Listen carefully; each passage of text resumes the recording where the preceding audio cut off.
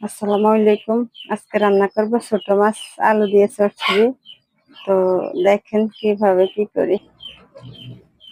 এই যে আলুগুলো দিয়ে দিলাম,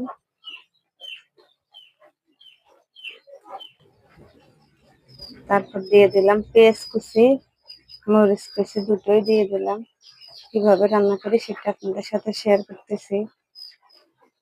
তারপর তারপর দিয়ে দিলাম রসুন বাটা। এই যে দিয়ে দিলাম হলুদের গুঁড়ি, তারপর দিয়ে দিলাম মরিচের গুঁড়ি, তারপর দিয়ে দিলাম 1 চামচ লবণ। এবার দিয়ে দিব তেল, সবকিছু 1 চামচ করেই দিছি।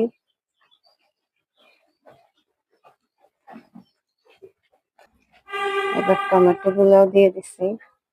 এবার হাতে মাখবো, সবকিছু দিয়ে দিলাম। এবার হাতে মাখাই নিই।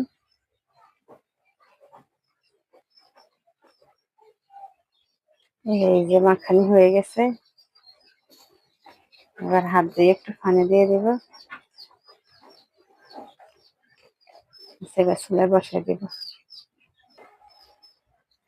এবার চুলাতে বসাই দিচ্ছি, দিলাম।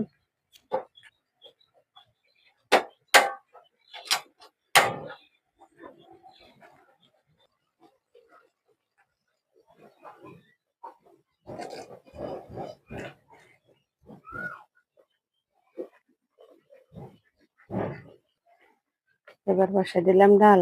আজকে দুপুরের খাবারে ছোট মাছের চচ্চড়ি আর ডাল। ভিডিও এই পর্যন্তই।